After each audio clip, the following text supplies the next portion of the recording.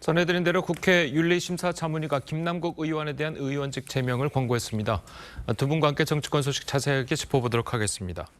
신성범 전 새누리당 의원 그리고 신경민 전 더불어민주당 의원 나오셨습니다. 안녕하세요. 네, 안녕하세요. 네, 반갑습니다. 자, 윤리심사자문위가 김 의원에 대해 제명으로 결론을 낸 이유는 뭔지 직접 한번 들어보겠습니다.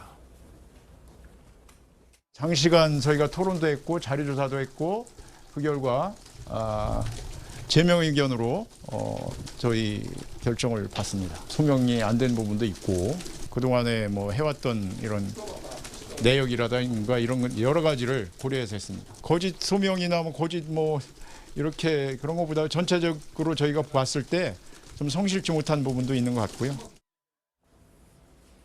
예, 의원직 제명, 저희가 예상과는 좀 달리 상당히 강한 수위의 징계로 결론이 났는데, 자, 자문위가 의원직 제명이라고 강하게 결정한 이유는 어디 있다고 보십니까?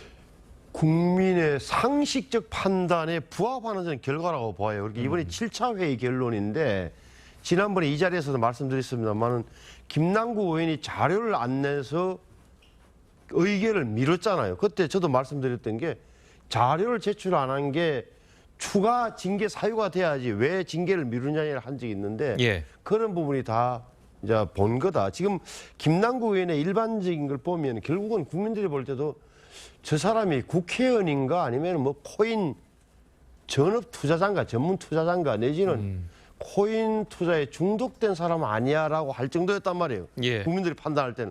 그럼에도 불구하고 어떻게 보면 좀 자문위원회에서 조금 느슨하게 보는 듯한 그런 비판 여론도 많았고 예. 그걸 의식한 자문위원회에 국민 상식에 맞는 결정이 뒤늦게 나왔다고 저는 봅니다. 알겠습니다. 자, 이제 윤리자문위가 이제 의원직 제명을 권고했으니까 이제 특위로 일단 넘어가게 될 거고요. 특위에서 이제 결정이 나면 다시 또 이제 국회 본회의에서 의원들이 이제 투표를 하게 되는데 이게 재적 의원 3분의 2 이상의 찬성이에요. 그러니까 200명 이상이 찬성을 해야 되는데 이게 가능할 거라고 보십니까? 그건 좀 쉽지 않아 보여요. 왜 그러냐면은 윤리도 징계 소위를 징계 심의 소위죠. 소위하고 윤리특위 전체 회의를 거치는데 이건 아마 금방 갈 수 있을 겁니다만은 일단 본회의에 언제 부의하느냐라는 게 이제 좀 문제가 되고요. 예. 지금 벌써 21대에서 여러 사람이 이 윤리위에 회부가 됐습니다만은 윤미향 의원하고 박덕흠 의원이죠. 예. 이 두 분은 지금도 계류 중이거든요. 그러니까요. 이렇게 따지면은 지금 김남국 의원은 국민 여론 때문에 빨리빨리 진행이 된, 후딱후딱 진행이 된 거죠. 그렇긴 한데 이게 이제 본회의에 언제 가느냐라는 것은 아직 현재로서는 예측이 좀 불가능하고요. 예. 그리고 이제 또 하나는 3분의 2, 재적위원회 3분의 2라는 게 200명의 의원이 찬성을 해야 그러니까요. 되거든요. 이게 이제 그 200명이라는 것을 넘어갈 수 있느냐라는 게 상당히 어렵죠. 근데 어저께 나온 결정을 보면은 무슨 자료 제출을 안 한 것도 문제가 되지만은 자료 제출을 제한적으로 낸 그것만 가지고도 벌써 상임위에서 200회 이상 거래를 한 흔적이 있다라는 거거든요. 예. 예, 그러니까 아주 제한적인 조사만 해도 이렇게 나타나기 때문에 앞으로도 또 뭐가 좀 더 나올 수는 모르겠고요. 수사가 진행될 수도 있어요. 가령 이상직 의원 같은 경우에는 윤리위에 계류가 된 상황에서 수사가 진행이 돼가지고 바로 어떻게 보면 윤리위 진행할 필요가 없이 바로 그냥 끝나버린 케이스에 해당하기 때문에 예. 수사가 또 진행이 되면 어떻게 될지도 잘 모르겠어요. 그렇게 따지면은 지금 현재 사실 21대가 얼마 남지 않았거든요. 그렇죠. 이게 과연 본회의까지 갈 수 있는 거냐 없는 거냐는 여야 원내대표단의 의지에 달려 있는 거고 물론 여론의 좌지우지가 되긴 할 텐데요. 현재로서는 예측하기는 좀 어렵습니다. 제가 보기에는 쉽게 해서는 이게 김남국이 제명되냐 안 되느냐 민주당에 달려 있어요. 지금 의석을 보십시오. 국민의힘이 113석, 정의당 6명이 설사 찬성한다, 제명에 찬성한다 하면 119석이 되잖아요. 예. 그럼 200명이 되려면 민주당에서 81명, 81명이 찬성을 해줘요. 그러니까 김남국 의원이 제명되느냐 안 되느냐 민주당 의원들에게 달려 있어요. 예.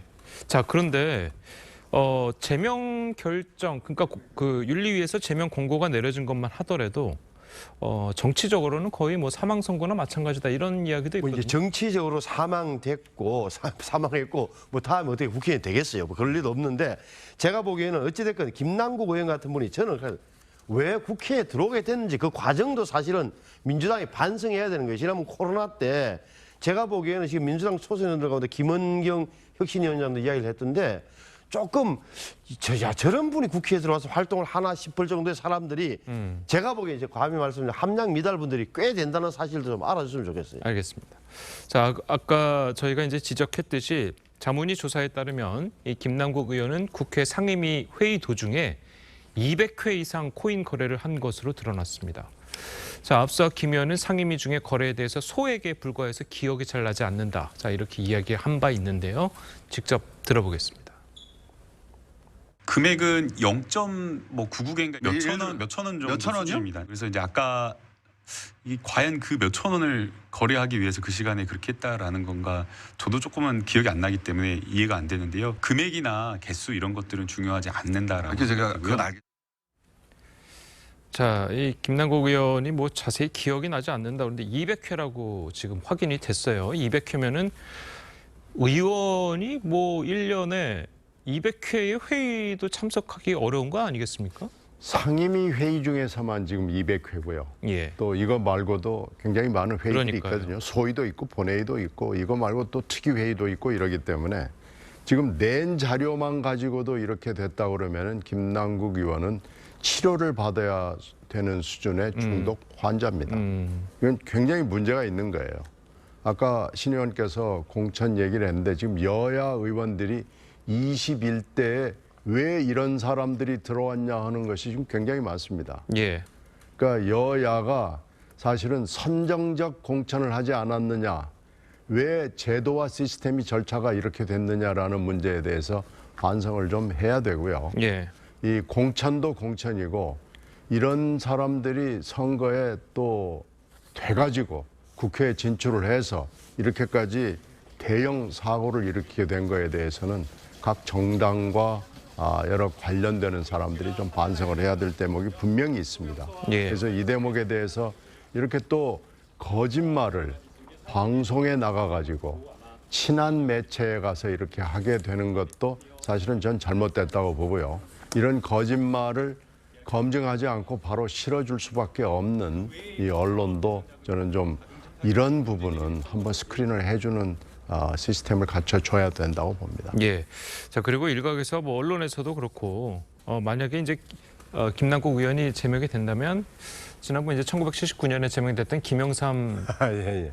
의원 전 대통령 예. 이후 처음이다. 이런 식으로 좀 비교를 하는데 두 사례는 완전히 다른 거 비교 아니겠어요? 자체가 불가능하지. 그때 김영삼 의원은 미국 뉴욕 타임즈의 박정희 전 정권을 비판하는 기사를, 다시 말하면 미국이 박정희 밀어주면 지원하지 말라는 걸 했다가 완전히 당시에 공화당인가 하고 어떻게 보면 당내에 연합 세력에 의해서 쫓겨난 케이스란 말이에요. 그러니까요. 그때 윤리특위도 없었고 제가 그때 어릴 때입니다만 뭐 김영삼 쫓겨났다, 국회의원 그것 때문에 왁 일어난 게 부마 항쟁이에요. 이거 완전 비교가 안 된다 말씀드리고, 김남국의 저런 태도 몇천 원 수준이었다. 금액이나 개수 이런 것들은 중요하지 않다고 생각하고요. 이런 태도나 이런 인식 자체가 공인으로서의 뭐랄까 자격이 참 없는 분이 국회에 들어와서 물 다 흐렸다고 저는 보죠. 알겠습니다. 자, 저희는 다음 소식도 한번 짚어보도록 하겠습니다. 자, 구명조끼도 없이 집중호우 실종자를 수색하다 순직한 고 최수근 상병의 장례 절차가 시작이 됐습니다. 해병대의 무리한 수해 복구 작전에 대한 비판의 목소리도 커지고 있는데요. 관련 이야기 듣고 오시겠습니다. 물살이 세는데 어저께도 비도 많이 와도 왜 구명조끼를 안 입혔냐고요, 왜? 그 기본 구명조끼가 그렇게 비싼가요? 아니, 구명조끼도 안 입혀, 이렇게 거시기는 놈을 군대가 어디 갔냐고, 이게 지금 세상에. 호우 피해 지역 복구 작전에 투입되어 임무를 수행하다 순직한 해병대원의 명복을 빌며 유족 여러분께도 깊은 위로와 사과의 말씀을 드립니다. 당시 상황을 고려한다면 구명조끼를 착용하는 것이 맞다고 봅니다. 자, 전형적인 인재라고 봐야 되겠죠? 이게 정말 우리 사회가 극복을 해야 될 문제인가 아닌가 싶어요. 예. 지금 아마 틀림없이 여기에 관련 당국에서 군 쪽에다가 뭐 병력을 요청을 했을 거고 군도 아무 생각 없이 그냥 머리 숫자 맞춰서 보냈을 거고요. 이게 옛날부터 내려온 제복의 정신, 특히 군인 정신으로 우리는 뭐든지 할 수 있다라는 뭐 I can do 정신이라고 얘기를 해요. 근데 지금 그렇게 가서는 안 되는 거고요. 지금 이 현장을 보면은 현장에 가령 뭐 갔다고 치자고요. 할 수 없이 갔다. 그러더라도 강바닥의 구조를 판단할 수 있는 지휘관과 지휘자의 판단이 있어야 됩니다. 구명조끼도 구명조끼지만은 저런 정도의 모래사장으로 뒤범벅이 돼 있는 저런 강바닥에는 그냥 사람을 구명조끼를 입혔다 하더라도 투입해서는 안 됩니다. 지휘관의 판단이 전혀 부재했고요. 그리고 구명조끼는 너무나 당연한 거고요. 그리고 또 하나는 이게 이제 군대도 그렇고 정부도 그렇고 이런 전문성의 문제에 대해서 한 번은 좀 생각을 해봐야 될 텐데 예. 지금 하는 거 보면은 전혀 이런 것들이 이 과정과 절차에서 송두리째 빠져 있습니다. 그래서 정부는 장의사가 아닙니다. 뭐 장의 절차만 엄수하면 되고 추서하고 뭐 무슨 상병으로 추서하고 이런 것만 잘하는 게 아니고요. 제발 좀 왜 이렇게 됐는지를 추스려 가지고 이번에는 좀 바꿔줬으면 하는 것들이 모든 사람의 염원일 거예요. 이 염원을 좀 모아주시고 예. 저 부모가 말씀하는 것을 좀 정책으로 그리고 제도로 그리고 예산으로 만들어 주시기 바랍니다. 자, 그리고 이제 저희가 이제 이해가 안 가는 게 이번에 이제 수색 작전에 나선 게 해병대란 말이에요. 해병대 장병들은 제가 알기로는 구명조끼들이 이제 충분히 지급이 되는 걸로 알고 있는데 왜 이번 수색 작업에는 구명조끼를 입지 않고 들어갔는지 그게 정말 궁금하거든요. 말씀하신 대로 현장 지휘관의 판단 능력이 없었던 거죠. 판단력이 없었던 거예요. 그러니까 이게 뭐 군이 하는 행동은 흔히들 뭐 작전이라고 해요. 작전. 왜? 그러니까 명분도 있어요. 국민의 생명과 안전을 보호해야 한다는 명분이 있는 건데 이 제1병은 보니까 포병대라 그러는데 해병대에 뭐 수색대도 있고 많을 텐데 훈련된 겨우 군대 생활 2달도 안 된 일병을 여기 했는데 아무런 장비 없이 그리고 이 산골 물이 지금 화면에 나오는 것은 제가 보기에는 하류 지역 같고 예. 제가 찾아봤더니 내성천 자체가 봉화 소백산맥에서 출발해서 영주 예천 이렇게 내려간다 그러면 산골 물이 얼마나 험한지를 시골 출신도 알아요. 어릴 때 보면은 집채만한 바위가 떠내려오고 말이죠. 예. 굴삭기 포크레인이 다 떠내려갈 정도의 물살이 센다네요. 저는 아주 세지는 않겠지만 제가 또 깜짝 놀란 게 그러니까 지금 화면에 나오는 저런 저 하류지기. 제가 봐, 아니라는 말씀이시죠? 예, 저는 사고지역은 좀 다를 것 같아요. 그러면 저기다 왜 또 저는 놀랐던 게 수륙 양용 장갑차가 투입된 저 장면을 보고 깜짝 놀랐어요.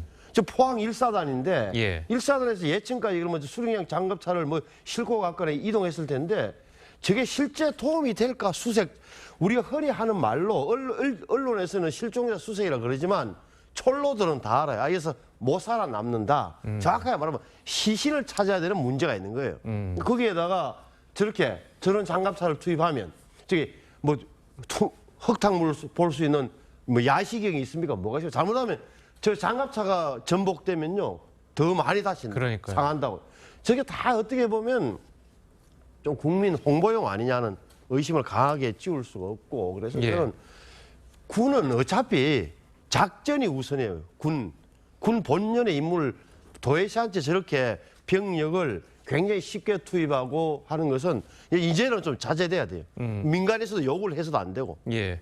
아니 그런데 이제 사실 군 생활을 해보신 분들은 다 알겠지만 뭐 대민지원이라고 해가지고 뭐 봄에 뭐 봄철에 모내기를 한다든가 아니면 뭐 농사 일을 도와주는 뭐 그런 일도 좀 참 많이 하는데 이렇게 이제 수색 작업이라든지 전문성이 좀 필요한 작업들은 좀 군 병력을 투입하는 걸 자제를 해야 된다라고 그렇죠. 이야기가 나오고 있습니다. 민과 관이 관행적으로 이런 걸 해요. 그래서 지금 이것은 목숨을 잃을 정도였는데 어떤 경우에는 아무도 안 하려고 하는 일을 그냥 군인 정신으로 돌파해 나가라고 하는 경우가 있습니다. 가령 전염병 지역에 아무것도 없이 뭐 마스크도 없고 장갑도 없이 투입하는 경우도 있고요. 그러니까요. 군인 정신으로 할 수 있는 일이 아닙니다. 이것은 전문적으로 해야 되는 일이고 반드시 안전이라는 키워드가 동반해서 같이 가야 되는데 이번에 너무나 안타깝고 아까운 일이 벌어졌습니다. 이걸 예. 좀 새겨줬으면 좋겠습니다. 알겠습니다. 자, 오늘 두 분 말씀은 여기까지 듣겠습니다. 잘 들었습니다. 고맙습니다.